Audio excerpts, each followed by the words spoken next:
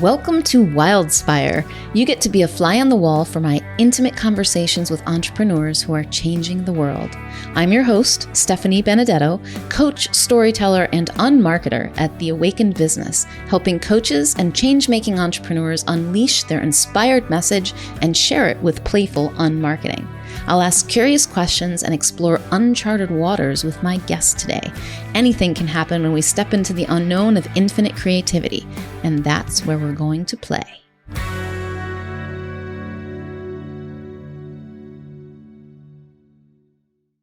My guest today is Tad Hargrave of Marketing for Hippies.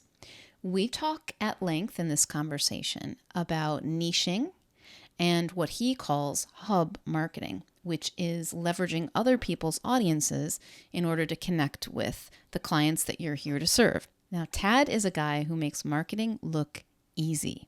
Seriously. He rattled off dozens of suggestions, literally, for marketing in different niches without batting an eye. And it's no wonder that he's known for puttering sessions where you can hire him to give you coaching advice while he does the dishes and cleans his house.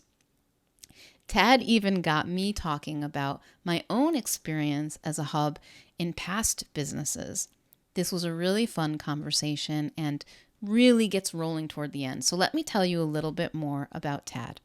Tad Hargrave is a hippie who developed a knack for marketing and then learned how to be a hippie again.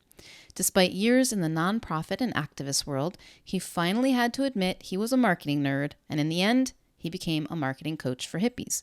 Maybe it's because he couldn't stand seeing his hippie friends struggle to promote their amazing green and holistic projects. Maybe it was because he couldn't keep a 9-to-5 job to save his life. Whatever the reason, for almost a decade, Tad has been touring with marketing workshops around Canada, bringing refreshing and unorthodox ideas to conscious entrepreneurs and green businesses that help them grow their organizations and businesses without selling their souls. He has also offered most of his workshops on a modified pay-what-you-can basis. This is where you pay a small deposit to attend, and then people choose the amount they want to pay at the very end. There are so many gems in this conversation. Here is Tad Hargrave. Tad, thank you so much for joining me here. I'm really excited to have this conversation. Thanks for having me. So, let me see, where shall I begin? I came across you in your presentation that you had co-created with Bradley Morris of Magic Media. And actually had heard about you beforehand, but that's really my first experience of you and the presentation on life and business without social media, which was hugely influential on my own journey of leaving social media, and I'm on hiatus right now to kind of experiment with it and see what's happening. And I also purchased a couple of your books afterward, Hub Marketing and the Pay What You Can model pieces in particular. And I love the concept of hub marketing.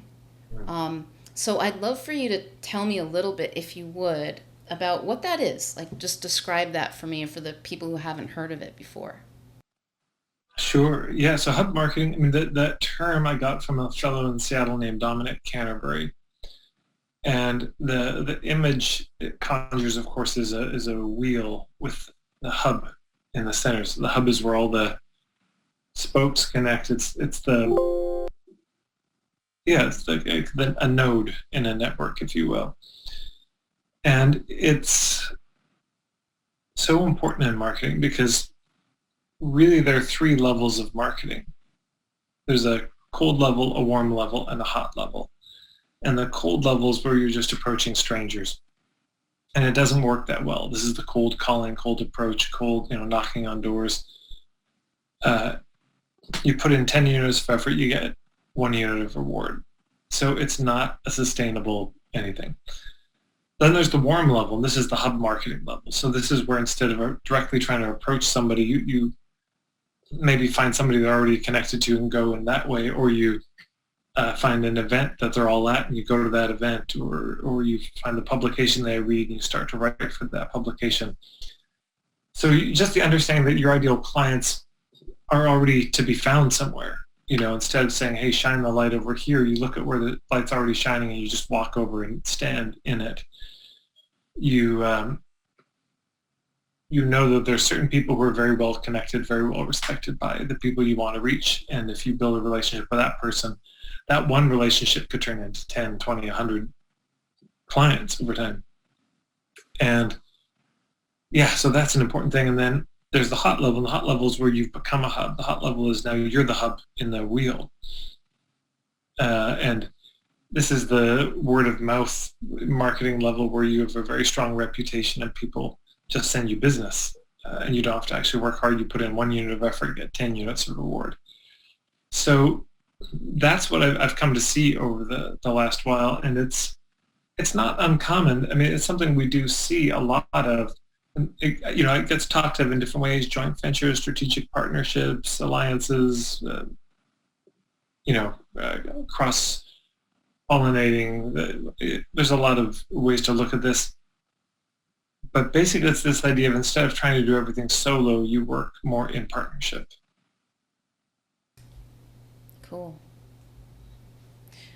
So what was it, Tad, that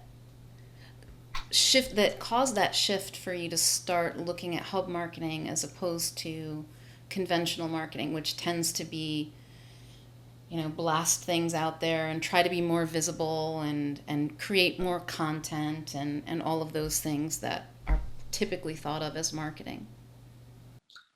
It just made sense to me when I heard it. It just landed for me. And I mean, it's funny because I do put out a lot of content, but that's not strategy. That's affliction. I can't help it.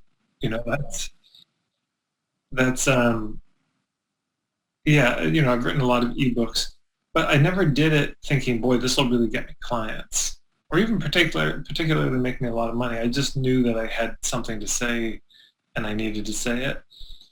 And I knew long-term it would all probably be useful, but it wasn't strategy.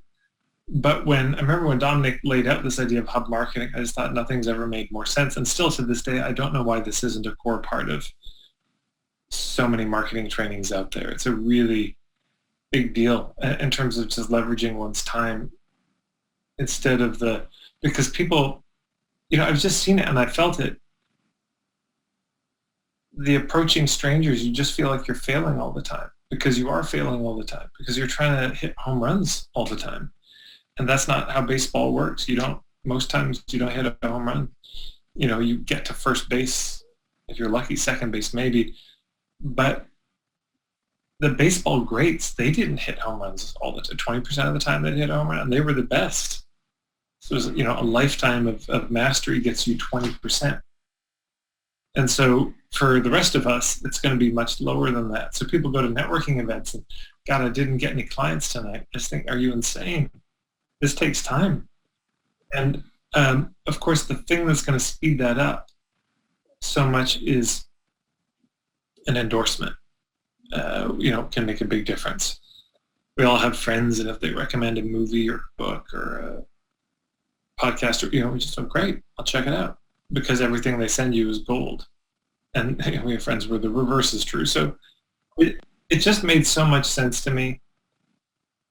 And when I'd work with clients in workshops or one-on-one, we start talking about hubs. I could just see it, and then every once in a while I get a report back from somebody of what they've done with hubs and how easy it was to get more clients or to get more access to those people when they've been grinding so hard, and then this was just simple relatively. So what does that look like when someone is beginning to, let's just say that they're beginning to connect through hub marketing, through finding the center of the wheel where, stepping, I love the metaphor that you just used of stepping into the light that's already shining. Right. What does it look like? Do you mean like an example of what hub marketing looks like? Yeah, like just to help people who think like, all right, well, what does that look like for me? Yeah, well, I mean, it looks like the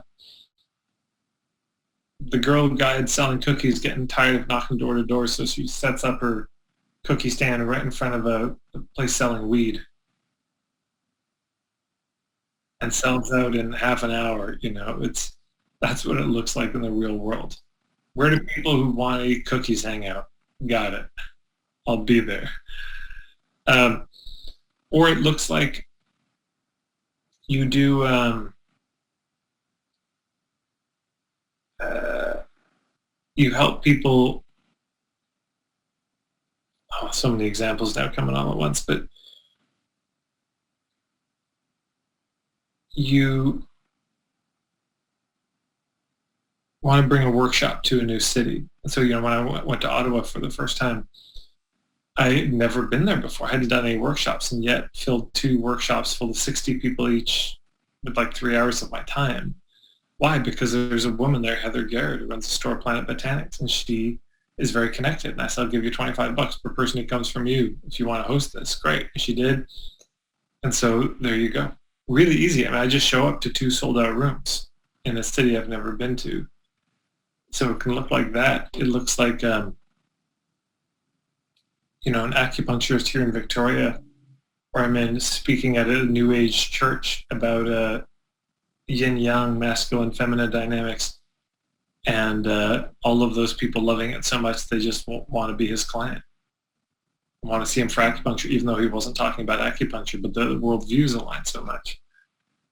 So it can look a lot of different ways. It can look like a guy who sells these amazing wooden beer steins, these Viking-esque beer steins, going to a beer festival and finding a gregarious person in the crowd saying, hey, can you just carry this around with you all day?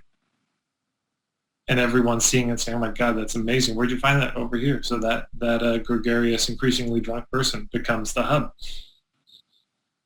So it can look like a lot of different things, but the central idea is, okay, my ideal clients, where do I find them? And I think it starts from this place of understanding. We get this sense in marketing that we're supposed to find our ideal clients. One of the best things I ever heard was a colleague of mine in the UK, Karina Gordon Barnes, and I gave her half an hour at one of my workshops. The first words out of her mouth were stop looking for your ideal clients. And which I was surprised by, because I would think look for your ideal clients. But she says, stop looking for your ideal clients, because your ideal clients are already looking for you. So that's just so important to remember. They're not just sitting there. They're Googling, they're talking to people. They want to solve their problems. They're motivated. So they're already looking. I mean, by definition, your ideal clients are looking for you. They're trying to find you. And so then the orientation of marketing is not about making it easier to find them. It's about making it easier for them to find you. And laying the trails down and marking those trails well. And it's really helpful if those trails come off of a main road or go by the house of somebody who knows the neighborhood. It's this hub marketing, no matter what tactic you attach it to, it makes it work better. So if you want to, you could tweet something to your own list. It'll get so right now, just 3 hours west of here, they're attempting to clear cut some old growth forests. And there are a lot of people blockading and trying to stop it. So if they tweet about it, well, they've got whatever following they got. But I believe yesterday or today, Leonardo DiCaprio tweeted about it. That's a whole different order of business. Mark Ruffalo tweeted about it, or has been, so bless them both for doing that. And it's, or speaking. You could have a crowd of your people and speak to them. But then next time you do a gig, the same gig, those people aren't going to come. So you map that out pretty quick, or you could speak at other people's events and other people's crowds, and there may be no end to that. The number of other events you could speak to where they've done the heavy lifting of bringing the people in.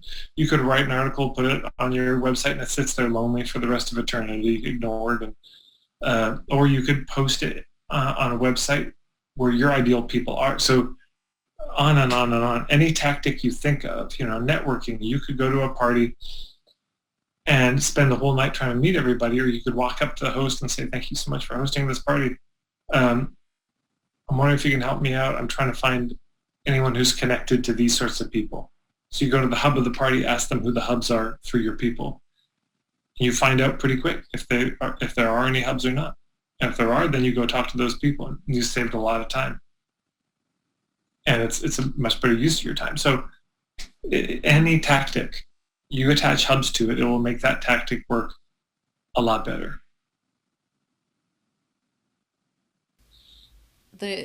It's such a simple and yet very.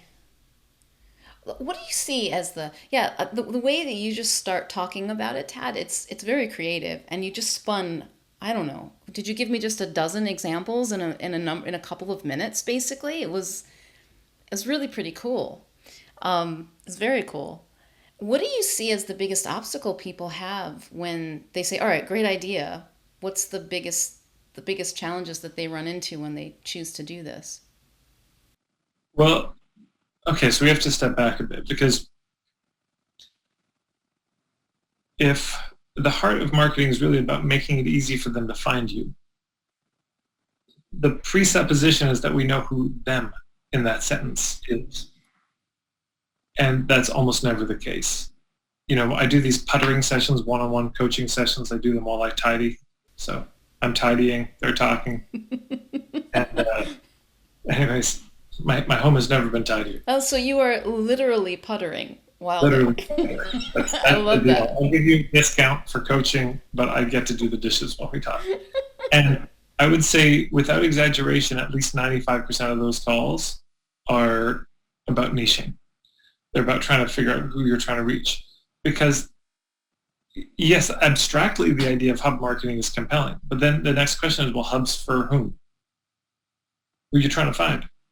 And what that turns into very often is, well, everybody.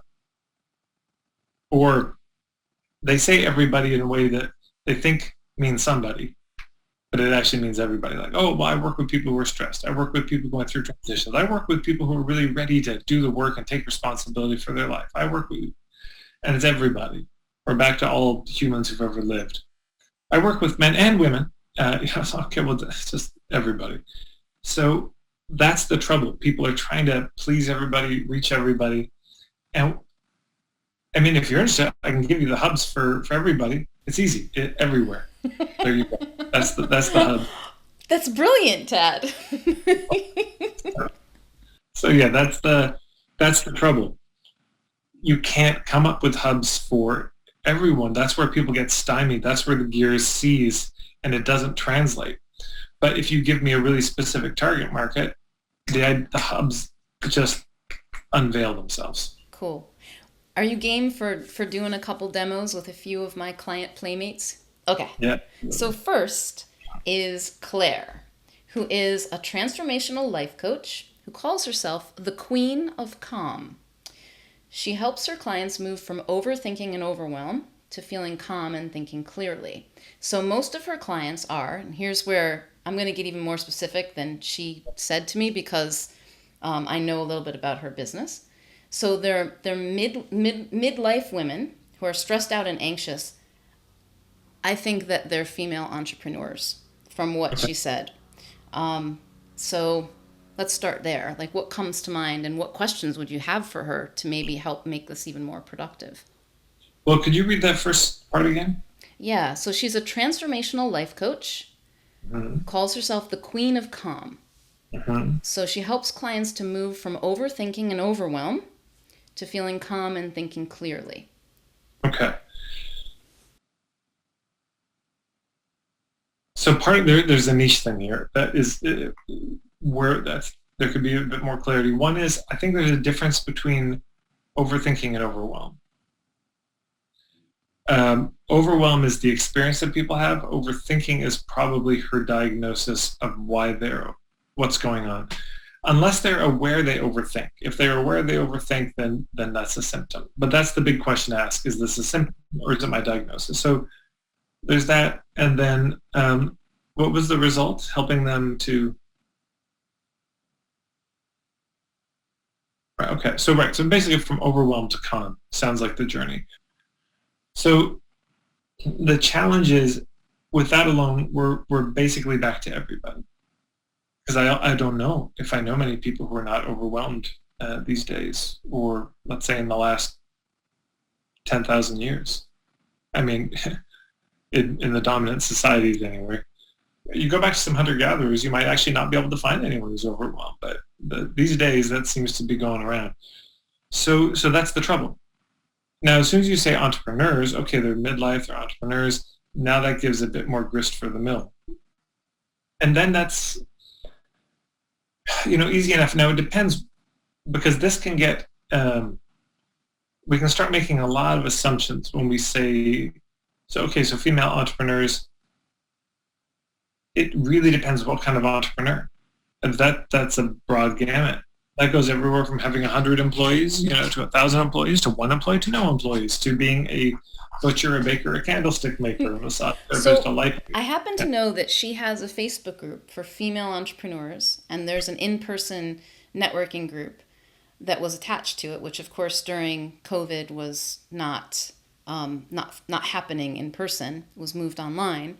So what would you suggest for her, given that she has actually, she's kind of maybe a budding hub or a mini, it's a step towards a mini hub in herself? Well, what kind of clients is she working with? Who are these what type of entrepreneurs? Yeah, I don't know from the conversations we've said. That's kind of what and that's the question, right? Who are they? I'm thinking what are their challenges and problems? If they're female entrepreneurs and they're midlife and they're feeling overwhelmed, what are they overwhelmed with? Yeah. Right. And so generically, there's going to be a lot of women entrepreneur groups. There's the mompreneur groups and magazines and hashtags and Facebook groups, people who write on the subject, podcasts. So, there are plenty of hubs there locally and globally. So then there's also the question, is this local, is it global? If it's local, there's just tons. There's a lot of hubs for women entrepreneurs in general.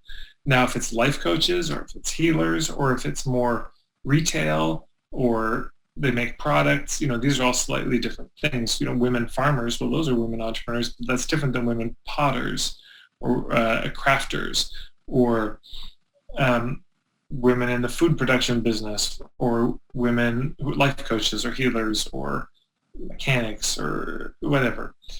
So this is part of the thing, is to really hone and then that next question, okay, so they're overwhelmed, but specifically this group, what are they overwhelmed by that they would themselves identify as being a source of their overwhelm?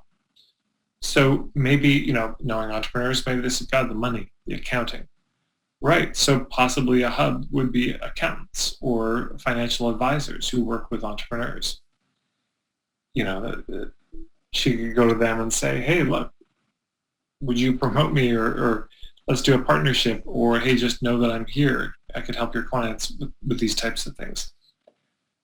So I would just say that's the homework for this person, is to really hone in on who is this, what are their particular struggles, and then also, what are the, because we've got a sense of what I would call the demographics, the outer things. They're an entrepreneur, great, we could externally verify that age, we could externally verify that. But there's a lot you can't are they vegan? Are they new age? Are they fundamentalist Christian? Are they atheist? Do they care? Are they spiritual but not religious? Are they, there's a lot politically, left, right, center, politically homeless, what's the, and that itself will then tell you something. Because let's just say this woman says, oh, no, this is definitely, I'm looking at the holistic crowd, and they're Yeah, they're very new age, but they feel very politically homeless these days. Okay, well then you know who you're looking for, and you can start. There's a lot of things for each of those probably. There's the New Age bookstore. There's a lot of holistic meetups in town, and there might be some Facebook group for conscious living in Florida or wherever she is, and then in that conscious living group, you just know there'll be some entrepreneurs. There's two different ways to find clients generically in terms of hubs. One is you figure out what's the very specific issue they have, and once you know that issue, you find the hubs for the issue. So let's say it's overwhelmed with finances as an entrepreneur. Well then, okay, there's a lot of resources and support for that. There might be hubs of where people who do taxes, accountants, bookkeepers, local credit unions,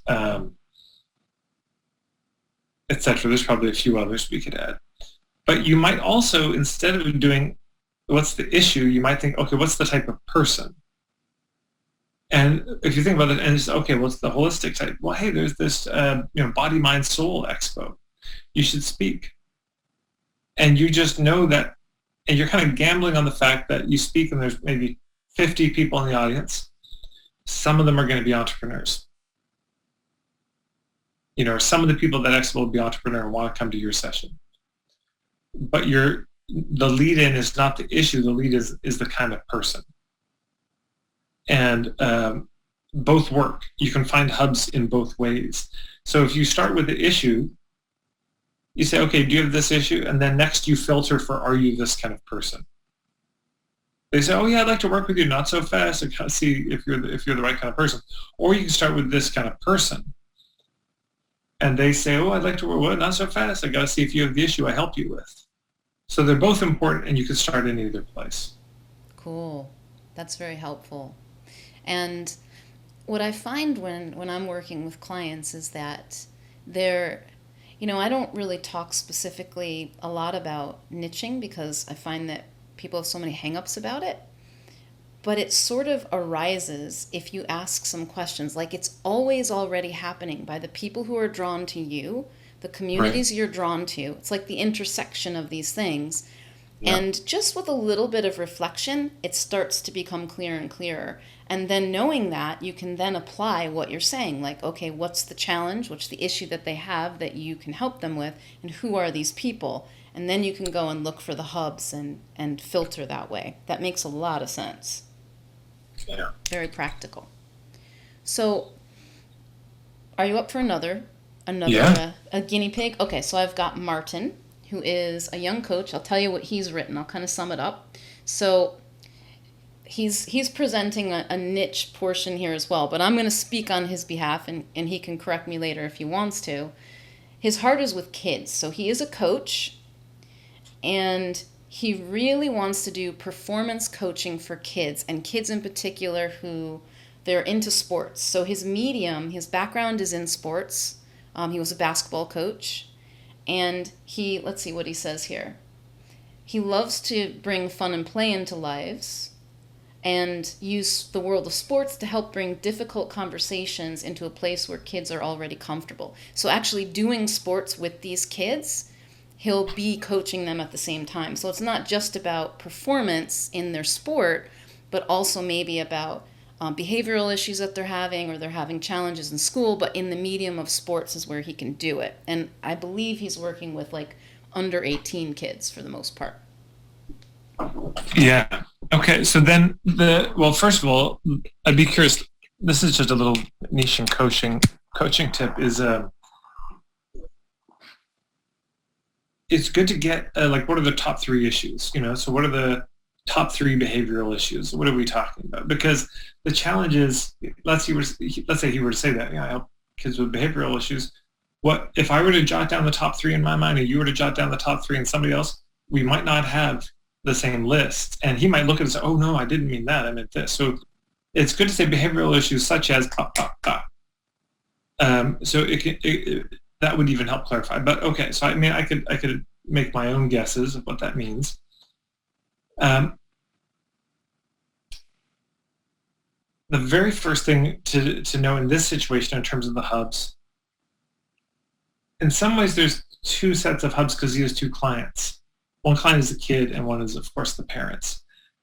And the reason why I was curious about the particular issues is if you're going to reach out to parents, it'd be something like, hey, is your child struggling with blah, blah, blah? Hey, parents in this area, are your kids struggling, da, da, da? Whereas if you were doing it for the kids, you might not talk about that because they may not even be aware they're struggling with that and may not want to go to basketball therapy, So it might just be like, hey, basketball, basketball camp or whatever he ends up calling it. And then he just does that in his way. But the whoever pays the bills, that's really the client. So that's where most of the focus has to be. So then it's not, oh, these kids are struggling with this. No, it's the parents are struggling with the fact that the kids are struggling with that. That becomes the base. And then it's, okay, where would I find parents whose kids are struggling with these things? And then you're looking for the hubs for that.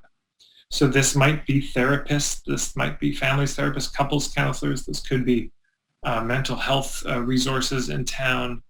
This might be, and one of the ways you can find hubs, by the way, is once you're clear enough who it is, you could just say, you could just post on Facebook. You say, where do, in this city or this area, where do parents who are struggling with kids who have where do they go? What are the resources for them? What's available for them? And people will, and then tag the people you want to hear, and you'll just be amazed at the thread that you get of all the resources around this.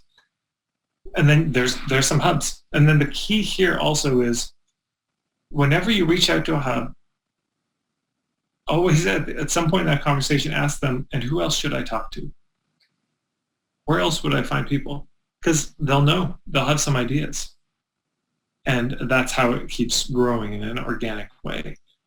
But yeah, that would be the question for me. Parents whose kids are starting, parenting coaches, could be another one. A therapist, who focus on kids in particular is high school counselors, who are seeing these behavioral issues and have to deal with. They'd probably be stoked to have a resource like that they could send to the parents or give to the kid. But then, in terms of hub marketing / word of mouth, you'd want to give that high school counselor something they could pass on to the kid. Now that might be a printed something they could actually hand to them. It might be an easy to remember website or something, but you want to give them something very easy to remember that they could pass on. Because if you just think, oh, well, now they know I exist, so no. You think they remember your website? They don't. Unless it's really easy to remember. It's just, marketing for hippies has been a blessing for me because it's just funny and easy to remember.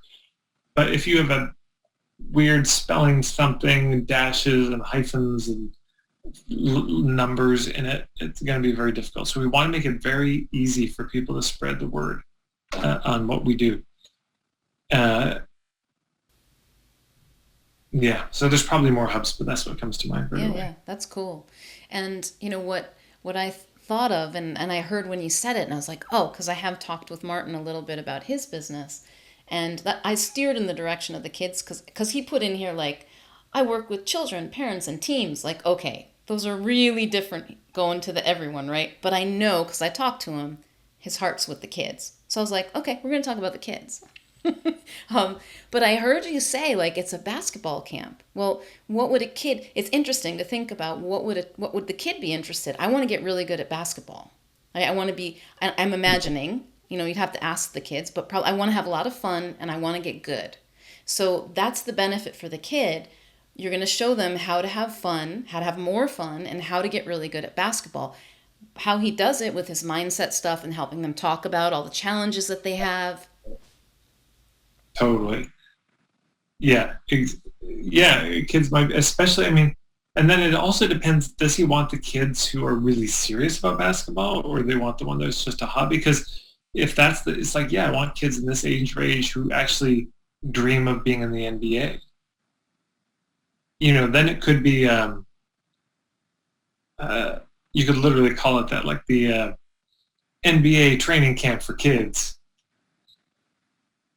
and it's super fun. But then, yeah, there could be real conversations of like, okay, now we got to talk about this stuff because most of the game happens up here in your head. And, this is a thing too.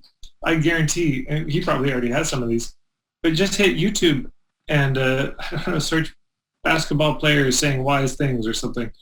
You probably find like your motivational talks from basketball players or basketball coaches. But, if you had Kobe or if you had Shaq or Michael Jordan, inspirational quotes from basketball star players, and them talking about the inner game, them talking about how that's the most important part of it or something like that.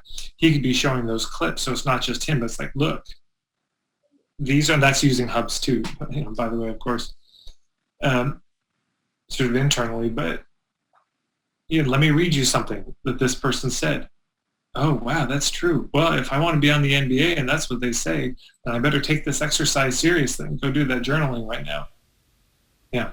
And I could just see that being a way to appeal to the kids, which at some point you got to get the kids buy-in, at some point, if not first, later, and Yeah. and also the parents, because you can frame it in such a way or have different pieces of marketing, right, for the different groups. Like one that goes to the kids is going to be focused more on their goals, and the parents it's more about perhaps maybe the parents, we don't know what the parents' goals are, right? If it's training for the NBA, they probably want them to make the NBA, and they see that their child has these talents Yeah. and strengths, and they want a performance coach.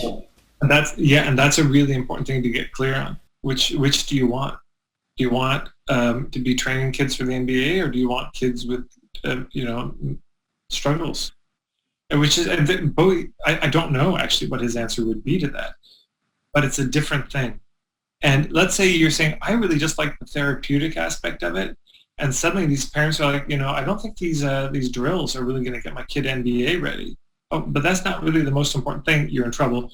Or if what you want to do is get them ready for the NBA, you really want to focus on the performance, and the parents like, I don't know how to say it, but their behavior really hasn't improved, so I just think you need to up the therapy portion. And oh God, that's not what I want.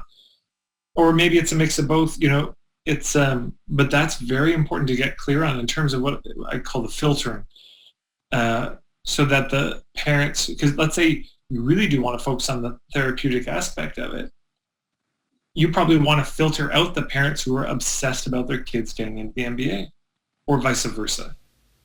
And not that those two are the only possibilities, but Right, we're just playing with those, yeah, yeah. for the sake of example. Yeah, I listened to your video recently around filtering, and I thought that was a very good point. It's like, and you were talking about how you're doing a favor to both yourself and the other person by being clear, by filtering out the people that you don't want and drawing in the people that you do, that are the right Yeah. match.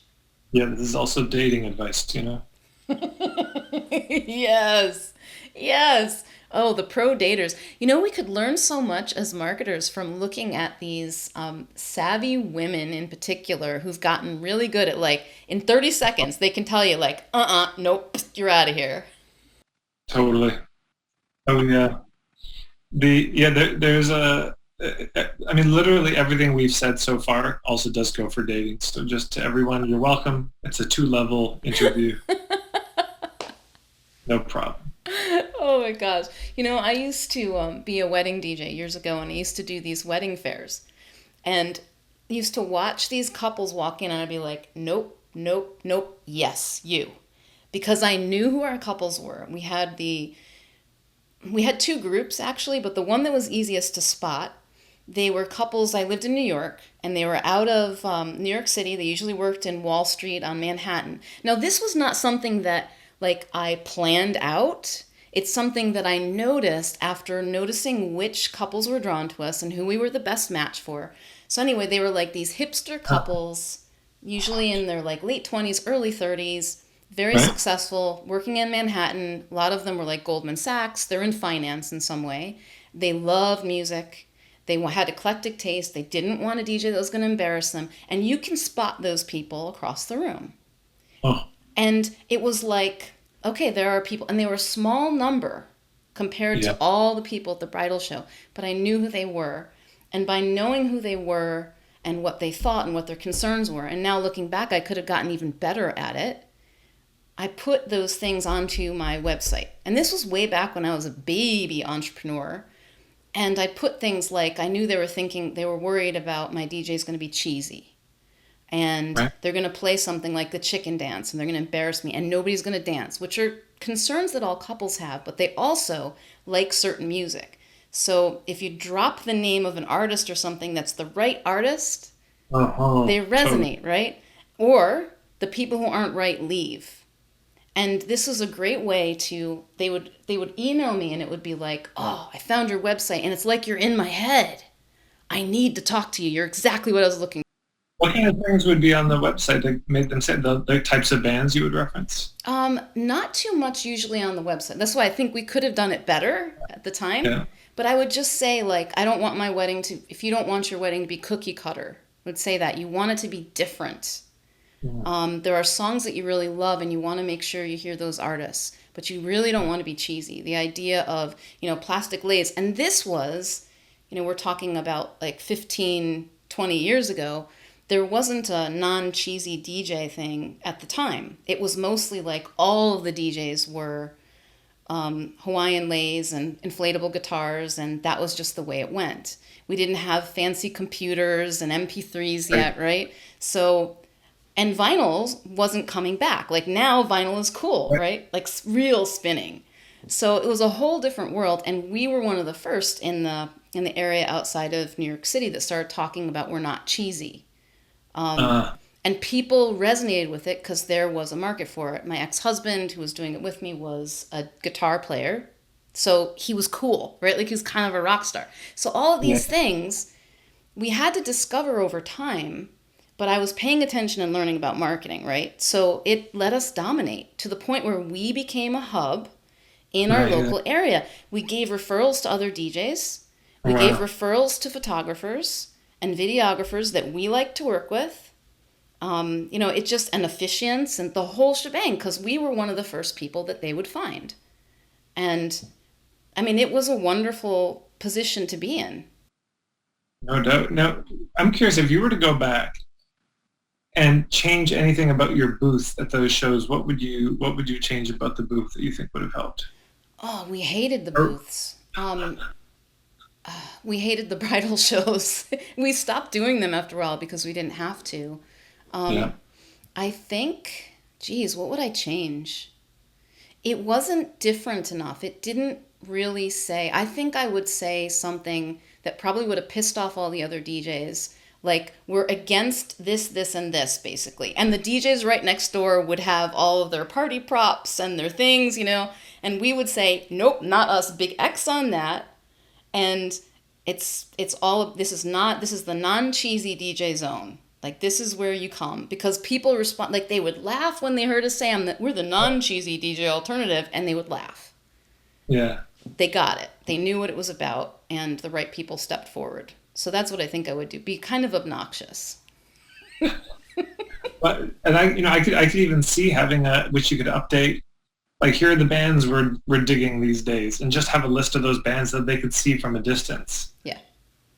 Yeah, songs we promise we will never play at your wedding. Yep. Like a list like that. So this is a good example of what filtering is looking like. And I hope everyone just heard what Stephanie said about this. They started out kind of marginal, and then they became the hub. That's the cold, warm, hot progression. The other thing, if I were you starting off, one of the things I might do at the bridal show is, and maybe you did this, I don't know, but is you're at the booth, but one of you goes to all the other booths and meets them and just chats, gets to know them, number one, so you can figure out who you might want to refer to later, but also it's like, yeah, we're the non-cheesy DJs over here. We don't do the blow-up guitars. We don't do the Hawaiian leis. It's kind of more of a hipster DJ service. And, because then as those other booths get to know you, they can start sending people to you. It's like, yeah, so if you see anyone with like suspenders, wide rim glasses, amazing beards, send them to us or whatever, and walking around with a typewriter, send them to us. that's another way you can do hubs, because all those other booths are hubs. And especially if you walked around and you said, oh man, they share our aesthetic, they share that, and they share it. Maybe there's just 3, but you get a really good connection with those 3, and it's just, you bring them a sandwich from the local hipster sandwich shop. So like, hey, we went and got sandwiches. We thought we knew you'd dig. Oh my God, they're my favorite sandwich shop in the world. Holy shit, how did you know? And all of a sudden, now you're all referring each other at that show. So, and then here's another little hub move you can do if you're interested in, if you're doing trade shows like this, is you could host a party. You could do a gathering where it's like, hey, tonight after the trade show, we're getting a bunch of us together. I mean, then you can just walk around with an invite and you give it who you want to give it to. Somebody else mans the booth for a second, or you send them, or whatever, But you go around and you figure out who do you want to invite. You invite them all, and then boom, suddenly you've got a room full of all these hubs. And what Stephanie said too is, we referred out to photographers, to videographers, to imagine caterers, to wedding planners, to all these. Those are all hubs. So if you're a DJ and you want to do weddings, you don't just go to the park and look for a couple, say, look in love, maybe, are you going to get married? Do you want to DJ at some point? You instead, you make relationships with all those other providers. And this is the niching thing too. We have a certain style. Like I have a friend of mine, Katya Nova, she was a photographer, and she had it was a kind of sexier style, but they would do wedding photos and engagement photos, but they were high end. She had a very specific aesthetic, and they would get flown around the world for this particular thing. So, if you have an aesthetic, if you have a particular style, a way of going about what you do, then you find all the other people, make sure they know, here's who our ideal client is. For the basketball thing, we're looking for these kinds of parents. We kind of prefer more redneck than new age. We prefer more this than that. And then, people know who to refer. But you're telling that to the other hubs. And then, they're sitting there with a kid, the parents walk in, they say, you know what, let me just, here, check this out. Oh, Mom, this sounds amazing. Oh, I totally want to be in the NBA. Okay, sweetheart. I mean, that sounds, Yeah, and we used to have what we'd call the dream team, because we'd have these weddings and we knew they'd be great weddings because we had the photographer, the videographer, and the venue and us, and we knew we were all a good match because the type of client who would hire all of us was the right person. And when somebody would come to me, I wouldn't just recommend any photographer. I knew so many great photographers, but they had different styles and different personalities. I'd be like, this one for that person, this one for this couple, and sometimes I'd give them a couple to choose from, but I would kind of know which one would be the best match, And none of this stuff happened overnight. Like, we had to become known and get trusted and build those relationships and all of that. So, yeah. But the thing is, we're talking about it from a strategy point of view. It's also just being a cool person to hang out with and inviting people to hang out with you and doing them favors and being kind and inviting people to get to know you better. It should be everyday common stuff, but for some reason when it comes to marketing, we think that, I have to be serious and or something. I don't know what happens. People get stiff and they forget they're a person and they want to connect with a person. Yeah, again, dating advice. Yes. It's the same thing.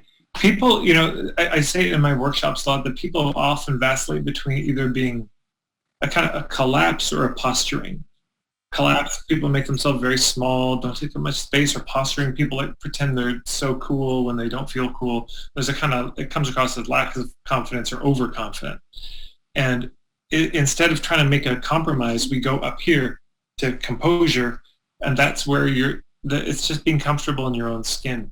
One day I'm going to write a marketing book called Vibe, The Hidden Mechanics of Why People Buy, because so much of why people buy has to do with vibe. But the key to the vibe is that you're not hustling for their love or respect. You're not trying to get them to buy. Your focus is not on getting the sale. Your focus is on getting to the truth of, is this a fit or not? And that becomes the whole thing. And that's where the filtering comes in. So when you're sitting down with somebody, it's genuinely not, how do I covertly get them to say yes? You're sitting there wondering, are they a good fit for me? I don't know. And if not, I'll refer them out to somebody else because it's not worth the trouble. Because they're doing the same with you. They're saying, I don't know, is this person a good fit? So that's what it is. You're checking each other out. You're seeing if it's a good fit. And if it is, you proceed.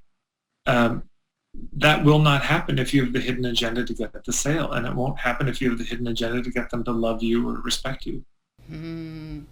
Yeah, that's so powerful. I completely lost my train of thought, but that's totally okay because there's always a new one that comes along. So, okay, what message would you most like to give to, so my audience has an intersection with yours, obviously. There is no coincidence that the two of us are talking, right? That I have, I really love what you're doing. And I also know that my people will find it valuable and that your people are some of my people. And it's a beautiful way. I love uplifting and supporting. I've been doing this in multiple businesses, and it's worked for me, and it's so fun, and it's so easy, and it's very, very natural because I don't have an agenda. Oh, I was going to say that with clients, I find myself slowing it down, especially one-on-one clients, and being like, okay, don't rush. You need to know this about me. I'm going to mess with you. It's going to be good. You're probably going to like it if you're into that sort of thing. But, I'm going to give you a hard time sometimes. I'm not going to take things seriously. We're going to laugh a lot. If these things are not okay for you, I'm going to talk about playing. If you're not okay with that, go someplace else. There are plenty of people. And I'm not going to give you systems and strategies and formulas and shove them down your throat. I'm going to help you find yours. And slow it down. This is what to expect with me. Take your time. It is disarming in a world where people are being pushed and marketed to and, do it now or else and scarcity. And I'm not saying that there isn't a place for those things, but, you don't have to. Yeah. Yeah, I agree.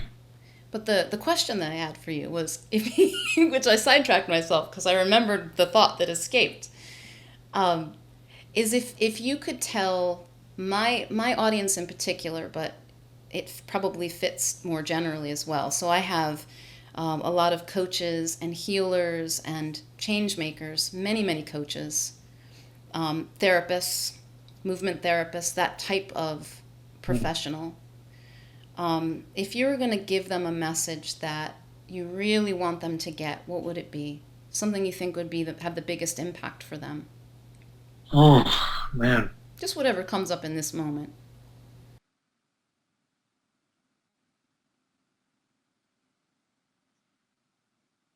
Oh, there's so many. Well, I'll just say the thing that came up for whatever reason was I wrote an ebook, or a little workbook years ago. The title of it I got from a colleague of mine, Morgana Ray. And it was something she said, and it was, don't market yourself, market your message. And I like this, so I made a workbook based on it. But it's this idea that if I work, I'll do this in my live workshops. I'll say, imagine this. When we come back from lunch, I'm going to give you each 1 minute. You're going to come up to the front of the room. You have 1 minute to convince us to hire you. And you can just see everyone tighten, kind of stop breathing. Nobody's excited. I'd let it I pause for a second. I say, we're not going to do that. But then I say, isn't that strange? You're at a marketing workshop, learning how to market. I just said I would give you 60 seconds to market yourself, and no one wants to do it. And I say, I want to submit that's not because of a limiting belief you have. That's not because there's anything wrong with you. It's that it's just shitty to sit through a pitch. And everyone knows it. Nobody wants to sit through a 60-second commercial. Nobody wants to watch commercials on TV. And it's just awkward. You're not supposed to be good at marketing yourself. You're not supposed to be good at it. You're supposed to be shit at marketing yourself. You're supposed to be terrible at marketing yourself. So what am I saying? This sounds insane because I'm a marketing coach. and I'm teaching people how to market. Right. So is my work about helping people get better at marketing themselves? Sort of. But didn't you just say you're not supposed to be good? I did. But what I'm saying is, who's really good at marketing you? Everybody else. So that's marketing. You make it really easy for other people to market you. You don't try to do it yourself. You don't stand at the front of the room and say, here's why you should hire me. You support other people in doing that on your behalf, and that's much more powerful. But should you find yourself at the front of the room and you're given 60 seconds and they say, pitch yourself, don't do it, because nobody wants to sit through that. You will feel awkward doing it, I think, as we should. It's deep in the human DNA to not self-promote, to not toot our own horn so much all the time. It's hunter-gatherer, just kind of collective. You would do that to other people. You ever notice as you go to a networking event, it's so many. This is the advice I give us. If you go to a networking event, go with a friend. You network for them, they network for you. Better for everybody. Because the shit you say about your friend, you couldn't say about yourself. Your best friend says, oh my God, this person is amazing. Oh, they're so good. I can't believe you two haven't met. You have to work. You have to, she's the best. She's the fucking best at what she does. You love working with her. She's so talented. But if you tried to do that about yourself, oh my God, I'm the best. I'm the best. I can't believe we haven't met. You have to hire me. I'm so good at it. You see what I'm saying? It just doesn't work. But if you do find yourself at the front of the room, I would just suggest you talk about, you answer the very question that Stephanie asked me. You answer that question in front of the room. And you just say, here's the thing I most want you to hear. This is the message that I wish the world could hear. This is the message I wish somebody had whispered in my ear when I was younger. Because not having heard this cost me a lot. So this is the idea. This is the premise. This is the distilled down point of view, perspective, cosmology, understanding that I wish I'd known. Here's the idea. That's what you do. You take the time to distill that and you share that. And then basically the pitch is, look, if that resonates with you and you want to talk more, I'll be over there in the corner. That works a lot better because there's no push in it. It's not that I don't have an agenda. I've got a very clear agenda in conversations, but it's not hidden. My agenda is to get to the truth of, is this a fit or not? That's my agenda. And my agenda is the well-being of the community. It's the classic thing. Whose side are you on in this fight here? I'm on the side of the community. That's the side I'm on. It's very clean. It's very clear. I like it. And that's why I asked you, Tad, because I want you to have the opportunity to answer that, because I know that the people who hear it and resonate with it will go, oh, this is somebody I need to learn from. On that note, I'm going to give a plug in particular for your Hub Marketing book, because it's an incredibly useful discussion that it goes more in depth into this. So many examples inside of it for different types of businesses, of which my audience, who's primarily coaches and therapists, they will find examples that they can absolutely relate to, ways to think through this. I've created my own, I haven't even finished the whole thing, but it's already had a huge influence on me because it's a substantial piece. Created my own Hub database to begin that, which is, your list of contacts. And I think if you only just, you don't have to go huge with it, but do even just part of it. You don't need that many. Most of us are small businesses. You don't need that many hubs. You don't need that many connections to fill your calendar, to sell out your inventory, whatever that might be for you. And this is a fabulous resource. So if you're, and you are incredibly prolific, Tad, holy cow. I looked at your different trainings, like you're a machine. You're right. It is an affliction. I like it. Well, and I've been doing it for 15 years full time. So it's spaced out. Yeah, it's good stuff. So, where can people go to learn more about you? The best place is just my website, marketingforhippies.com. And if people want to find out when my next things are happening, marketingforhippies.com/events. I do these puttering sessions. People can hire me. Well, anyways, you can check it out. If you're interested in just getting a one-on-one, one-off session, that's on the events page. And then, then I've got a membership that I do as well, sort of ongoing, and you can check that. That's on the events page as well. So, but there's a ton of free blog posts. I'm on YouTube. Over 1,000 videos on YouTube in different playlists and there's a whole playlist on hub marketing if people want to check that out.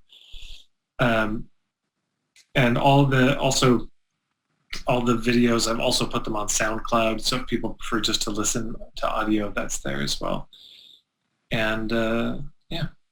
Cool. I will include all the links as well on the blog post that goes with this. Thank you so much, Tad. This has been a pleasure. Well, what a pleasure to meet you, Stephanie. And I hope we get to know each other a little bit better and love to learn more about your business and what you're up to. And thank you so much. Thanks so much for joining me for today's Wildspire conversation. If you'd like to receive a weekly Wildspire email from me filled with inspiring stories, unmarketing experiments, tips for playing your way to impact and income without the hustle and hype, insights from my spiritual business journey, and more, go to theawakenedbusiness.com/Wildspire. Until next time, may you know yourself as the gorgeous wild creation you are.